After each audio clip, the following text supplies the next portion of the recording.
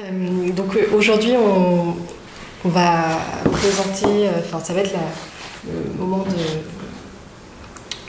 voilà, d'inaugurer le projet Caresser l'Histoire qui va se dérouler sur environ un an, et on aura le temps de revenir sur les temporalités de ce projet qui se passe donc en partenariat avec l'AA. Et donc là, aujourd'hui, pour retracer un petit peu mon parcours, on va revenir sur certaines pièces qui existent déjà et notamment qui permettent d'expliquer comment j'en arrive aujourd'hui au projet Caresser l'Histoire avec Claire, donc, que j'ai le plaisir d'inviter pour cette discussion. Et aussi, tout simplement, je pense que cette invitée, Claire, ne vient pas de nulle part, en fait, puisque on a commencé à travailler ensemble il y a quelques temps. Et en fait, la façon dont on travaille ensemble, donc Claire qui est historienne de l'art, quand même, est également enseignante. Certainement que nos pratiques en fait sont poreuses et que finalement on a commencé à travailler à deux, trois, et que au fur et à mesure on a trouvé d'autres façons de travailler ensemble, comme par exemple récemment avec la publication dans la revue Possible de cette proposition qui s'appelait Polyphonie de chantier.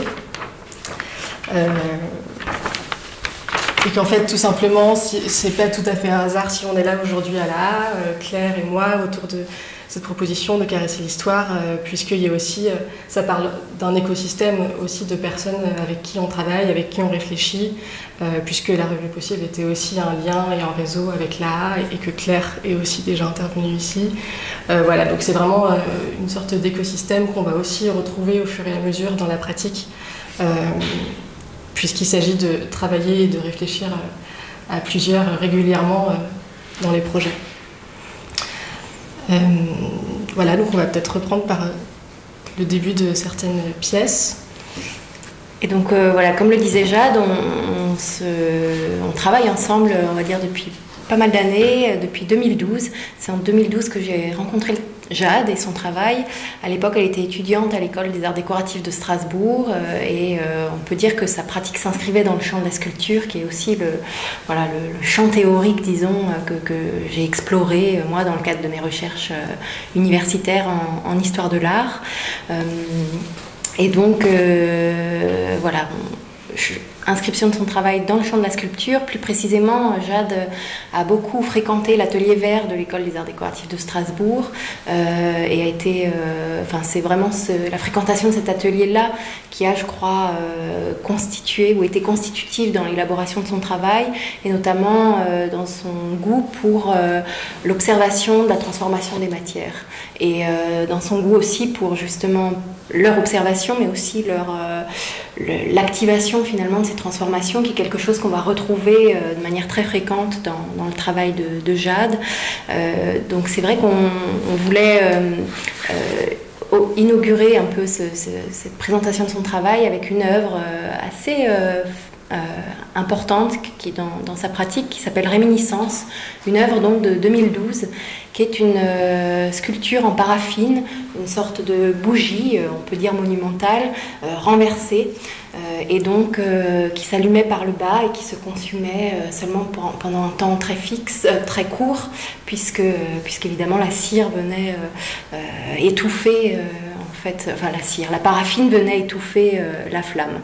Et si on voulait parler de cette proposition-là, c'est bien justement pour insister sur cette question, cette préoccupation autour de la question des changements de matériaux, autour de la question de la transformation.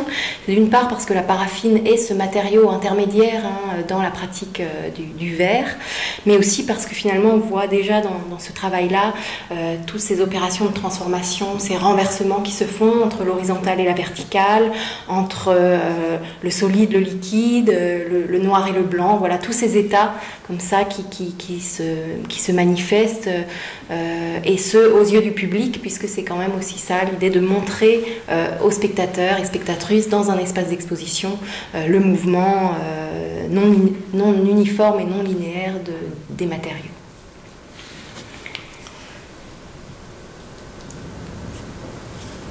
Suite à cette pièce, je pense qu'on peut signaler, enfin relever en tout cas, une pièce qui s'appelait Catalyse numéro 4, mais numéro 4 justement parce qu'elle passait par plein d'autres expérimentations qui ont été importantes et qui étaient importantes de signaler avec ces numéros dans le processus de création.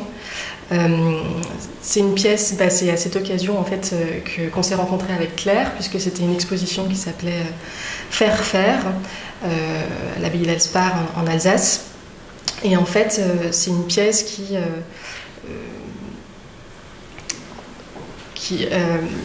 était importante dans mon parcours notamment, puisque c'est la première pièce où je réalise que je délègue complètement, mais parce que c'est l'occasion d'y réfléchir avec cette exposition Faire faire, puisque c'est ce qu'elle questionne, où je délègue complètement pour moi l'acte sculptural, c'est-à-dire qu'en partant de piles de carton qui forment un bloc, qui pour moi s'assimile aussi beaucoup à des pierres de grès qui font partie du paysage des Vosges, de cette région. Et pour revenir aussi pour questionner l'acte sculptural, puisque c'est vrai qu'à cette période-là, je savais que j'étais sculpteur, enfin, je m'engageais dans cette pratique-là, et qu'aujourd'hui, la sculpture, finalement, est très éloignée de cet acte plus ancien, où en fait, la taille de la pierre consiste à enlever de la matière. Enfin voilà, donc c'est vraiment un travail. On pense la forme par retrait, ce qui est moins le cas aujourd'hui pour les sculpteurs. Et donc là, il s'agissait donc de déposer du cristal en fusion qui tout doucement venait consumer, et par répétition en fait, venait consumer le bloc de papier ou de carton.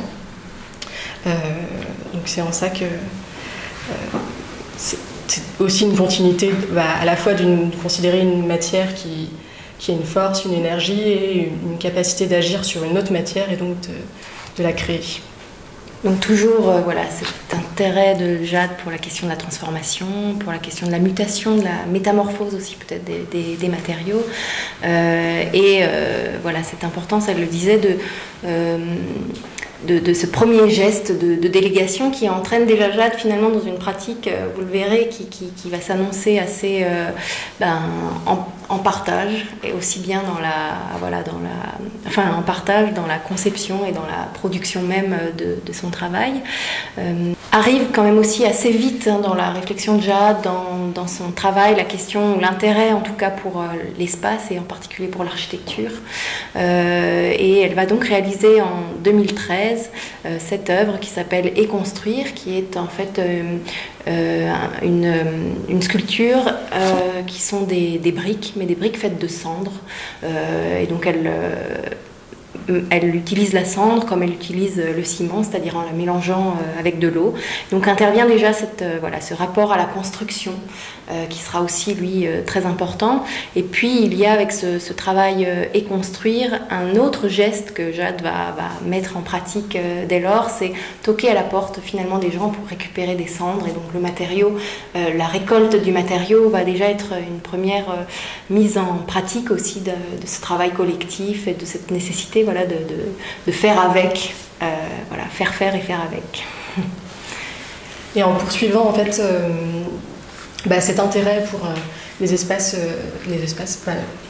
sur les matériaux en renouvellement, et justement je suis arrivée aux espaces en renouvellement tout simplement en observant des chantiers, peut-être plus dans un espace intime que je connaissais.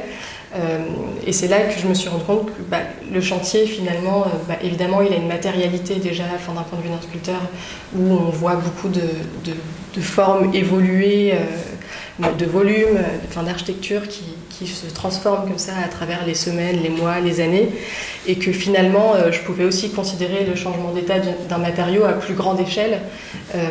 Et donc c'est à ce moment-là que, et comme j'avais déjà un intérêt aussi pour l'architecture, je me suis posé la question du chantier, en fait, vraiment de la rénovation d'un espace. Et le voyant donc chez des proches, je me suis dit qu'il fallait peut-être que je le voie, que je l'observe chez d'autres personnes pour examiner ça, voir s'il se passe des choses aussi intéressantes chez d'autres personnes et à quel point, quelles formes apparaissent sur les chantiers.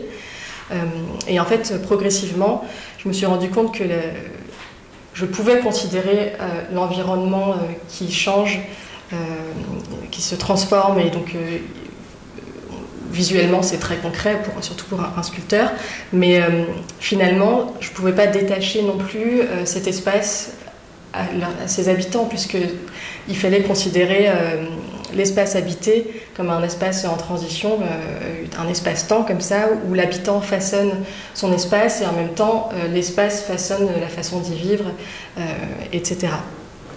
Donc c'est dans cette mouvance-là que j'ai commencé à chercher des habitants et à des habitations à visiter régulièrement, ça pouvait être tous les 2 jours par exemple, et donc à vraiment instaurer une pratique qui s'éloignait de l'atelier dont j'avais l'habitude, et de là d'observer en documentant par la photographie, mais aussi en enregistrant les discussions avec les habitants, et même au-delà avec les ouvriers qui sont aussi des habitants plus du jour du chantier, mais qui finalement habitent tout autant, voire plus parfois l'espace.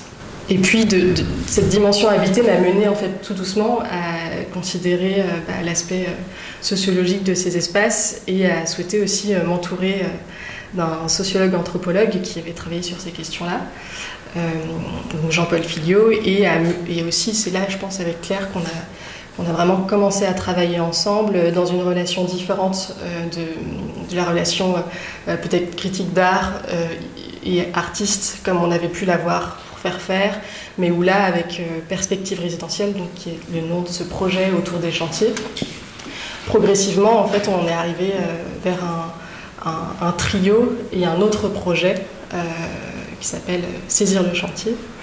Et là qui vraiment modifie en un sens presque nos démarches à toutes trois, donc avec le sociologue et avec Jade et moi, puisqu'en fait on va se retrouver à réaliser un vrai travail de recherche autour de la question du chantier, à solliciter pour ça des habitants, des artisans, des chercheurs, des artistes, à faire une récolte d'images de chantier. Donc pour moi, par exemple, on sort du champ de l'art, la question de savoir si ça fait œuvre ou pas ne se pose pas, et on travaille comme ça avec des matériaux tout à fait nouveaux, et ce, dans le cadre d'un travail d'enquête de terrain, dans le cadre d'un travail collaboratif, et dans le cadre d'un travail où justement nos disciplines sont très poreuses, et où là, vraiment, et en particulier pour revenir à la pratique de Jade, celle-ci devient une vraie pratique de chercheur, de chercheuse, où on se retrouve à publier des articles universitaires, à faire des rapports, et de même que pour Jean-Paul, chose tout à fait insolite, il se retrouve à organiser une exposition, mais à réfléchir à la matérialisation aussi de ces images, à comment on les imprime, et donc ça modifie comme ça complètement nos pratiques, et puis ça inscrit complètement le travail de Jade dans une pratique de chercheuse. C'est très poreux avec la sociologie, l'anthropologie. En tout cas, on est vraiment dans l'enquête de terrain, dans la collecte comme ça de supports et de matériaux. C'est quelque chose que Jade va vraiment continuer à développer et qui nous a... je te laisse peut-être poursuivre. Et après, commençons à expérimenter ce travail à trois, et en même temps à continuer à vivre des terrains et à enquêter. Et je pense que là, du coup, la question de l'enquête se déploie un peu plus en parallèle, puisque ça correspond aussi à une période où je décide d'intégrer le programme SPIP, qui est le programme en art politique, qui a été fondé par plusieurs personnes, dont Bruno Latour notamment. Et donc, ce qui m'intéresse dans ce programme-là, c'est quand même un choix aussi de s'engager pendant 1 an dans ce programme, c'est de questionner et de confirmer déjà ces premières intuitions que j'avais avec Claire et Jean-Paul, c'est-à-dire de travailler à plusieurs avec des professions ou des disciplines différentes, mais de souhaiter travailler toujours dans une logique de l'interdisciplinarité autant que possible, et de faire ensemble, d'œuvrer ensemble, de se questionner ensemble, etc. Et en même temps, dans cette démarche-là, l'enquête est cruciale, en fait, elle est au cœur du projet, le processus de recherche est presque tout aussi important que l'œuvre en elle-même. Et c'est vrai que déjà dans perspective résidentielle, comme j'allais sur des terrains pour enregistrer les gens, il y avait déjà la notion un petit peu d'enquête de terrain qui s'est poursuivie donc avec Saisir le chantier, avec Claire et Jean-Paul, avec d'autres méthodes aussi. Et donc là, SPIP, c'était également le moment d'intégrer peut-être de nouvelles méthodes, de connaître d'autres approches aussi, parce qu'il y a aussi cette dimension d'être plus attentif aux non-humains et aux vivants, aux non-vivants, etc. Enfin, d'élargir un peu cette attention qu'on retrouve aussi un petit peu déjà dans les premières pièces, puisqu'il s'agissait de laisser la matière à l'œuvre en quelque sorte. Donc tout ça était assez logique. Et donc le projet qu'il a éprouvé, c'était une commande au musée zoologique de Strasbourg, et où là on s'est questionné avec un trio qui avait un peu le même profil que celui de Saisir le chantier, puisque c'était un sociologue et une historienne de l'art. Et donc on a enquêté sur des collections d'un musée qui allait être en travaux. Donc il y avait à nouveau ces questions de travaux, et en même temps nous on a décidé de plus s'orienter sur ces collections qui sont faites de restes d'animaux en fait, qui parfois sont conservés en bon état, parfois ont été transformés par l'humain à une époque où les connaissances n'étaient pas celles d'aujourd'hui, et qui du coup donnent des animaux assez étranges. Et puis évidemment ça posait la question de nature-culture, de l'histoire de ces savoirs, et donc on a décidé de se positionner sur la relation, quelle relation aujourd'hui on peut entretenir avec ces morts en fait, à quelle distance est-ce qu'on se tient de ces morts, et comment on en parle, comment est-ce qu'on les considère. Donc, voilà.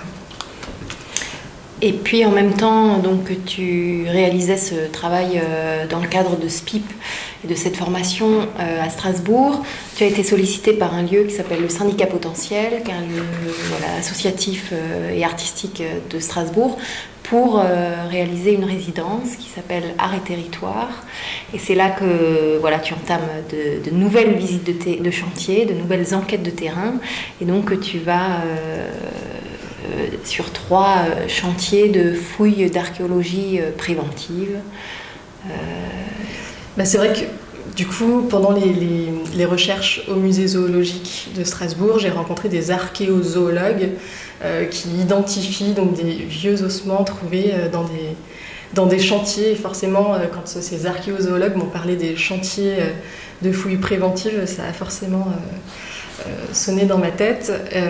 Et en même temps, comme on me proposait cette résidence à Strasbourg, qui est en plus une résidence art et territoire, donc c'est parfait par rapport à la démarche que j'entretiens avec les terrains, il y avait cette volonté d'aller sur des chantiers d'aménagement du territoire urbain, mais en même temps où se croisent les chantiers de fouilles préventives. Donc il y a vraiment... déjà, c'est peut-être le premier projet où je sors un peu de la dimension domestique, en fait, des travaux de rénovation chez soi, pour aller plus vers de l'aménagement urbain. Donc c'est vraiment une autre échelle, avec d'autres enjeux politiques également. Et en même temps de plonger vraiment dans la profondeur d'un chantier, ce qui n'était pas le cas jusqu'à maintenant, puisque souvent, même si on a un petit peu de fondation, on est souvent hors sol, alors que là, avec les archéologues, on plonge dans le sol et dans l'histoire du site. Et c'est là que on arrive un peu à caresser l'histoire. C'est-à-dire que les 3 chantiers que tu vas arpenter et sur lesquels tu vas enquêter à Strasbourg, quand bien même de retour à Paris, tu vas aussi visiter des chantiers, ce sont ces 3 chantiers de Strasbourg qui vont constituer vraiment le corpus de recherche, le corpus de travail de ce projet, donc caresser l'histoire. Et du coup, peut-être peux-tu déjà nous parler un petit peu du choix de ce titre, de ce nom, caresser l'histoire, et de comment tu en arrives là? Alors il y a un petit peu avant les chantiers d'aménagement urbain, de la résidence Art et Territoire, il y avait cette pièce qui s'appelle Tendre Pierre, et qui en fait est une pierre à caresser, donc c'est un objet à manipuler. Et qui déjà déplaçait l'attention, comme je l'ai dit tout à l'heure, sur caresser quelque chose, enfin c'est vrai que c'est un terme qu'on utilise souvent pour des humains, mais que là ça pouvait aussi s'adresser vers d'autres, considérer d'autres vivants ou non vivants, puisque là il s'agit d'une pierre qui comporte, la pierre comporte toute une histoire déjà, puisqu'on le voit dans toutes ses strates, etc. Et en fait, quand j'ai vu les archéologues, il n'y avait pas que les archéologues, il y avait bien sûr toutes les professions du BTP, donc il y avait aussi beaucoup de machines, il y avait ces pelleteuses, il y avait... Voilà, donc c'est assez bruyant comme environnement, et donc les pelleteuses grattent la terre, mais elles n'ouvrent pas la terre de la même manière, le goudron, que sur un chantier classique, c'est-à-dire que sur les chantiers de fouilles, les pelleteuses sont parfois... les conducteurs, du coup, sont très agiles et arrivent à retirer une couche très fine, parce que voilà, pour les besoins des archéologues, parfois c'est de quelques centimètres, quelques millimètres qu'on creuse, et donc on effleure en fait comme ça le sol. Et de la même manière que les archéologues, eux, vont aussi gratter avec différents outils, décrouter d'ailleurs, comme ils disent souvent, donc avec la pioche, avec la truelle, mais ça peut aussi être avec un balai, avec un pinceau, et donc du coup il y a différents types de gestes comme ça qui affleurent le patrimoine qui est mis en péril en fait, puisque c'est ça aussi dans leur... quelque part, l'un des objectifs des fouilles préventives, c'est de conserver l'histoire d'un site qui est mis en péril par de l'aménagement urbain en fait.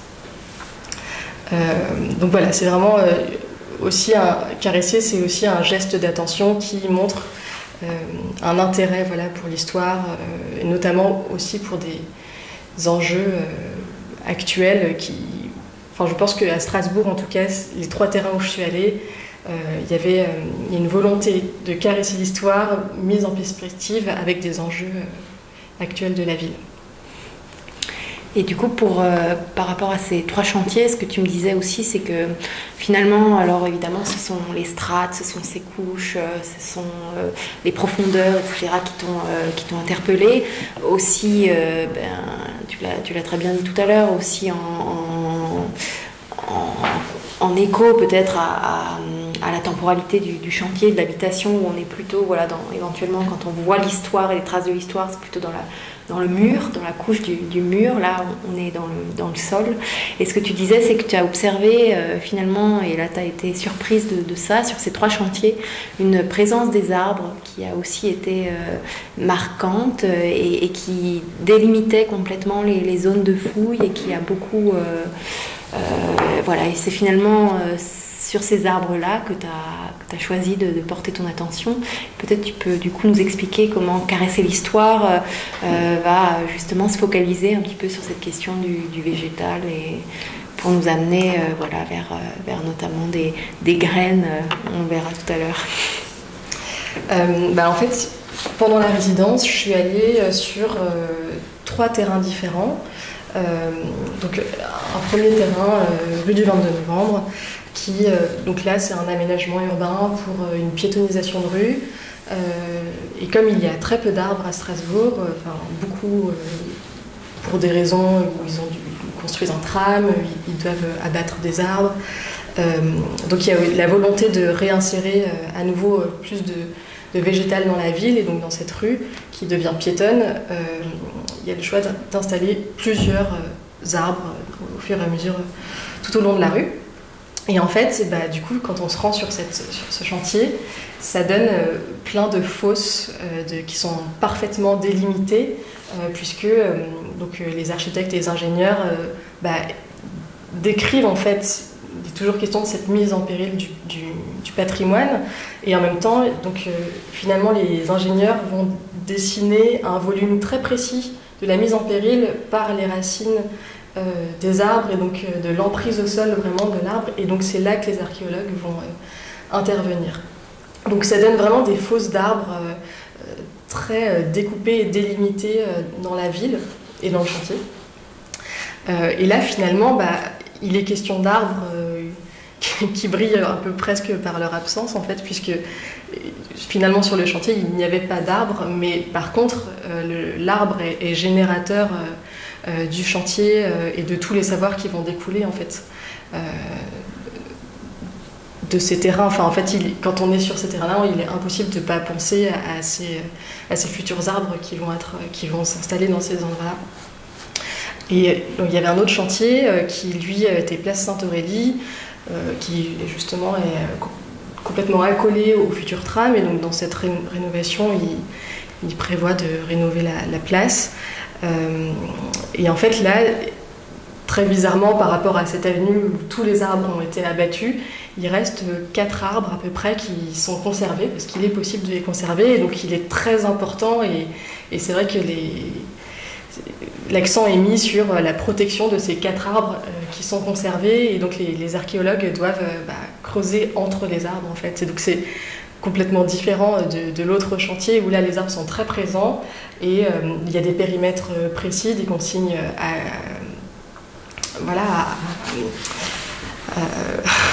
des consignes qu'il faut respecter. Et donc on voit sur les images que ça crée vraiment un dessin circulaire, on creuse entre, et puis surtout en fait tout au long du chantier les archéologues sont préoccupés par les racines, parce que les consignes sont selon le diamètre, on a le droit de les couper ou pas, et puis après, par exemple, entre les ossements qui sont trouvés sur place, et en fait, c'est complètement imbriqué de filaments de racines qui s'insinuent dans ces espaces-là. Et donc, on voit vraiment comment le terrain est occupé à la fois par l'arbre, et puis surtout, ce qui m'a surprise sur ces terrains-là, et dans le jargon des archéologues, c'est qu'ils parlent de terrain artificiel et de terrain naturel. Et en fait, eux, les archéologues, puisqu'ils documentent l'histoire de l'humain avec son environnement, ne vont aller creuser que dans les zones artificielles, donc les terrains anthropisés en fait. Et donc c'est ça qu'ils documentent, ils vont creuser dans ces endroits-là, et finalement, on va retrouver des racines complètement entremêlées qui, elles, quelque part s'en fichent du terrain artificiel et du terrain naturel que nous on distingue, enfin que les archéologues distinguent en tout cas dans leur pratique. Et donc il y a des entrelacements comme ça des racines dans tout le terrain pendant toute la foulée. Et le troisième chantier, qui pour le coup est une découverte fortuite, donc c'est c'est pas tout à fait comme de l'archéologie préventive. Donc là, c'est quelqu'un de la DRAC qui se déplace immédiatement, puisque c'est une découverte fortuite sur le terrain, et qui, à ce moment-là, quand il m'appelle, fait appel à un dendrochronologue.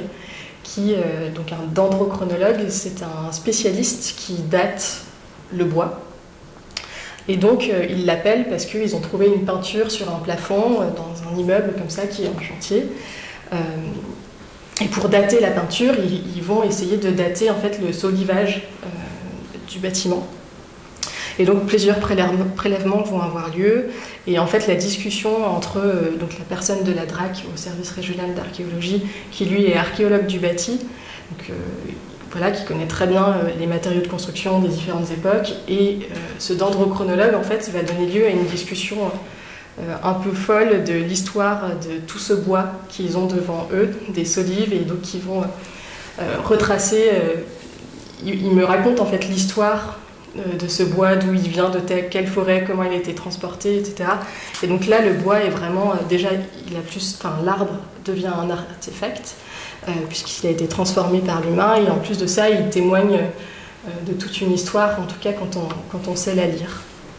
Voilà, c'est pour les 3 chantiers, donc les 3 matérialités des arbres. Et ce rapport à l'histoire, effectivement, il se concrétise donc par la recherche comme ça dans la terre, en fait. C'est l'apparition de ces strates, mais c'est vrai que l'arbre, c'est quand même aussi ce qui porte en soi, finalement, tous ces états d'être. Et il n'y a pas beaucoup d'organismes qui, finalement, conservent en eux-mêmes leurs états antérieurs. C'est vrai que ça dit aussi...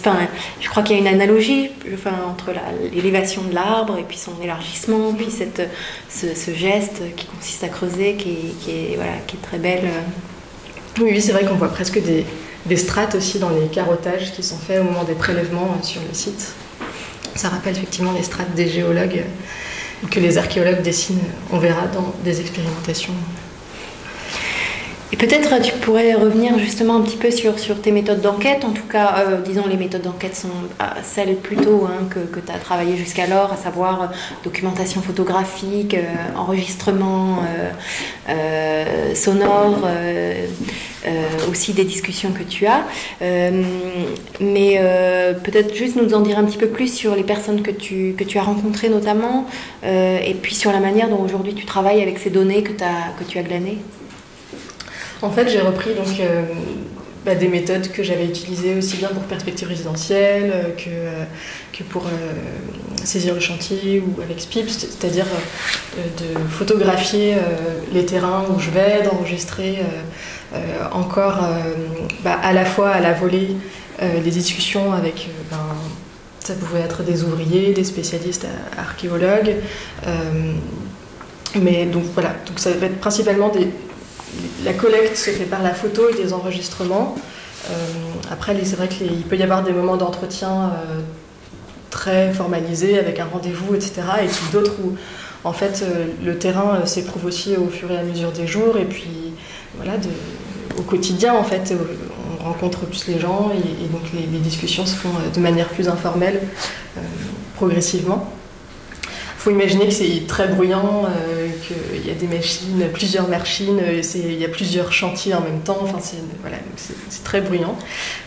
Et donc ces entretiens, après, moi j'en fais des retranscriptions, je réécris toutes les discussions, donc c'est une étape intermédiaire dont j'ai besoin parce que je suis aussi assez distancée du terrain. Enfin, j'en retiens des choses, j'ai déjà des premières intuitions et des choses qui m'intéressent, etc. Mais finalement, j'ai besoin de réécouter, et plus que de réécouter, de réécrire vraiment ce qui m'a été dit.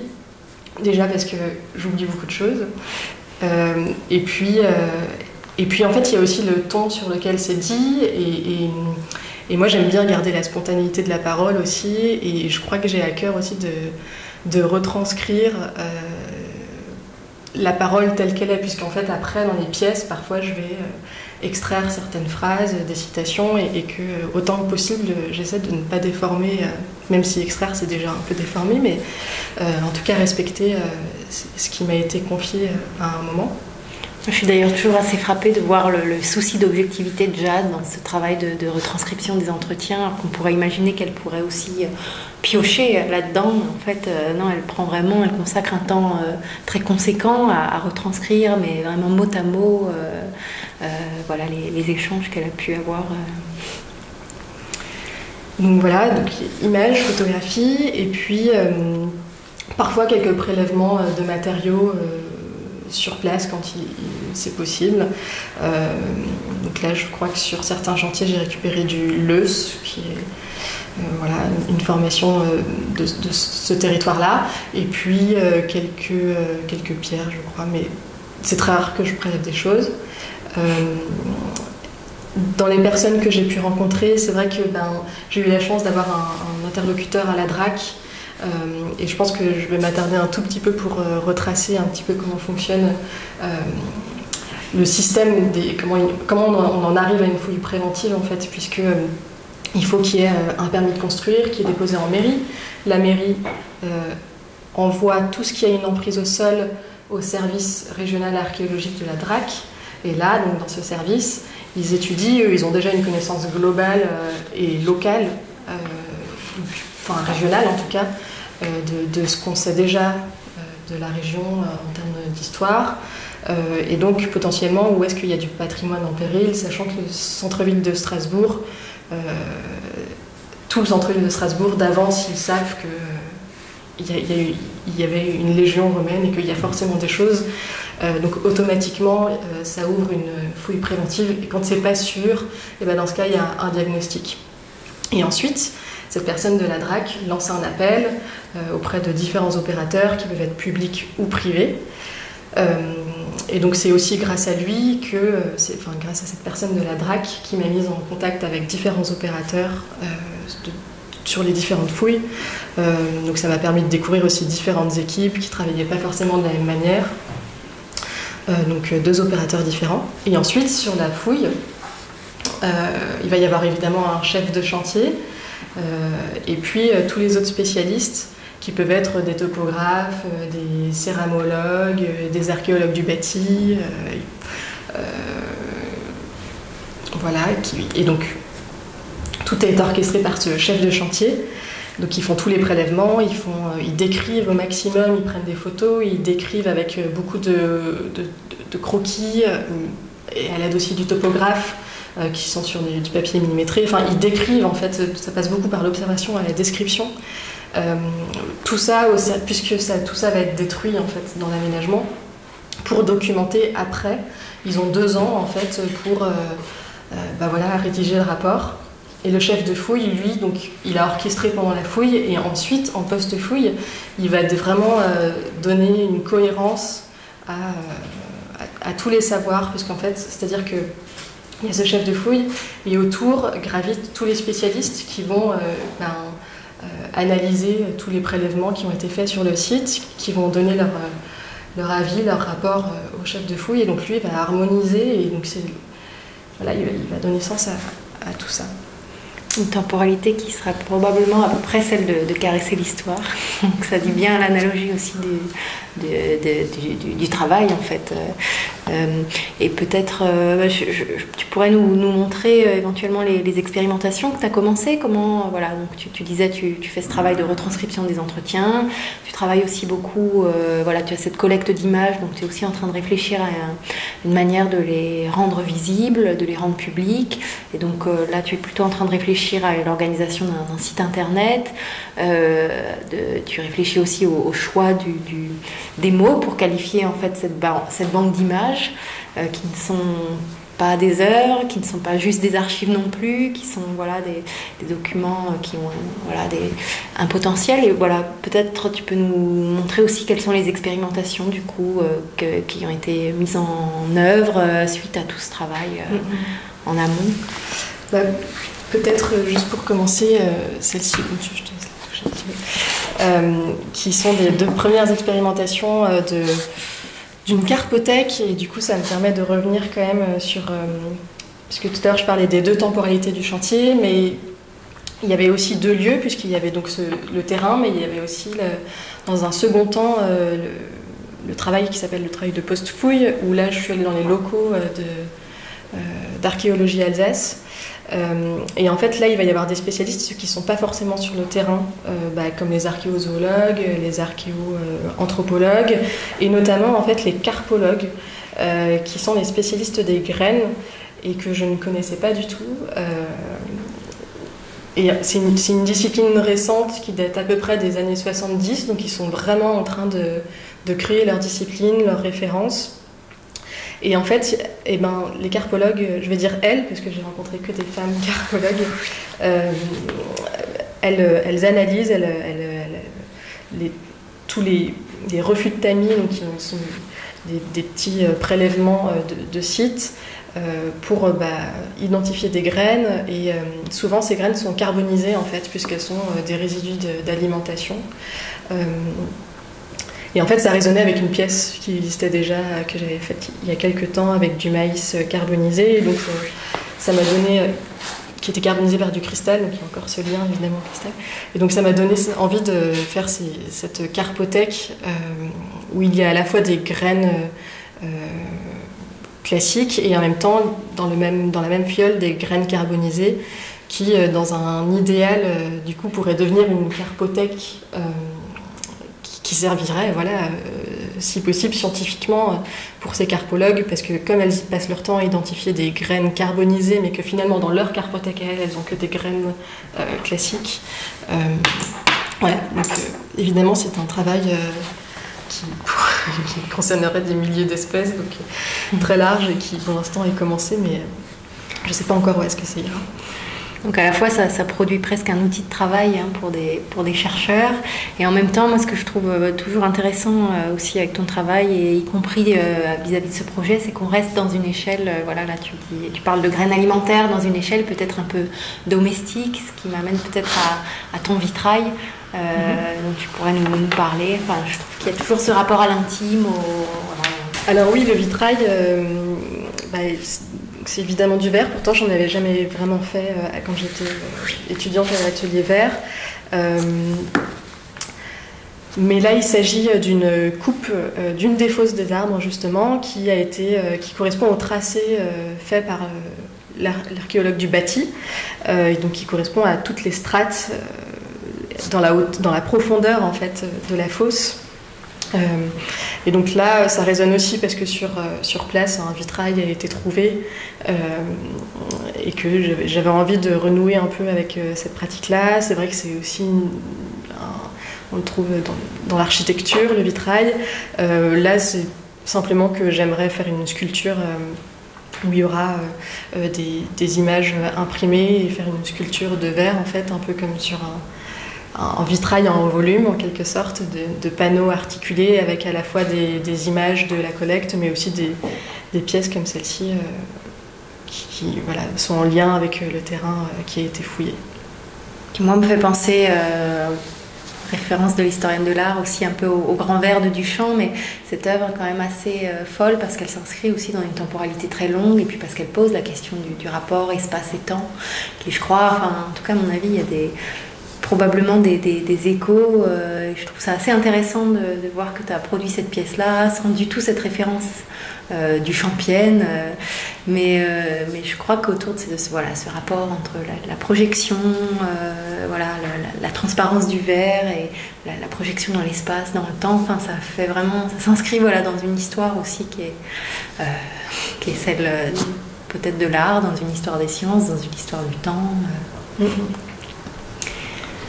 Après, il y a des expérimentations plus liées au végétal, qui sont des antotypes, où là, c'est des expérimentations que j'ai faites cet été, parce que je dépends du soleil pour réaliser ces pièces-là. Et l'antotype est un procédé photographique très ancien, où en fait, au lieu d'utiliser un révélateur, enfin une émulsion photosensible, pardon, en fait, on utilise la chlorophylle des plantes, qui est photosensible, en l'appliquant sur du papier, etc. Et aussi parce que dans ce projet-là, vu que la place du végétal est quand même considérable, j'essaie de trouver des outils qui pourraient être utilisés. Enfin, je ne sais pas encore, en tout cas, ce sont des tâtonnements, mais essayer de trouver des outils plastiques qui utilisent le végétal. Donc ça, c'est en cours.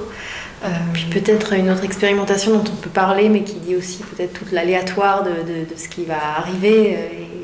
C'est les morceaux de coton que tu as, je ne vais pas dire enterrés, mais mis en terre. Dans un jardin, et donc tu attends aussi de le déterrer pour découvrir finalement la vie qui se sera construite et qui aura habité finalement cet espace de coton. Et je crois que tu as jeté là tu as semé, on peut dire, plein de graines, et tout ça va se déployer dans une temporalité. Oui, voilà, ça c'est aussi une pièce qu'on pourrait dire en collaboration, puisque c'est les micro-organismes souterrains qui vont venir faire en quelque sorte la pièce. Donc ça fait déjà 6 mois, je crois qu'il faut encore laisser plus longtemps. Mais du coup, ça va nous permettre, de nourrir aussi. C'est des expérimentations qui sont en cours, et en même temps, en parallèle. Peut-être souligner qu'il y a des rencontres aussi qui vont venir nourrir avec d'autres personnes. Il y a des carpologues avec qui je suis en lien permanent, mais il y aura aussi des moments dédiés à des réflexions, notamment avec une journée d'études justement autour des graines, de leur évolution domestique, comme tu disais, puisqu'il y aura aussi un paysan meunier boulanger qui lui pourra évidemment contribuer depuis sa discipline à l'évolution. On en parle beaucoup. Enfin, je pense que c'est aussi ça, quand je parlais des enjeux actuels, des graines paysannes, des anciennes graines, des catalogues de graines qui aujourd'hui sont remis en question par quand même beaucoup. Enfin, dans l'alimentation, on en parle beaucoup. Et en même temps, les carpologues qui, elles, détiennent un savoir sur l'histoire et les usages des graines, mais d'il y a des siècles, et mis en perspective avec un philosophe des sciences. Donc voilà, ça devrait donner une réflexion porteuse. Et il y aura également un autre rendez-vous plutôt sur ces questions de terrain naturel et terrain artificiel traversés par les arbres et questionner justement l'arbre dans un écosystème et comment est-ce qu'il est acteur de la ville et aussi témoin de l'histoire, etc. Donc qui donnera certainement lieu à un autre rendez-vous. Alors, toujours. Merci.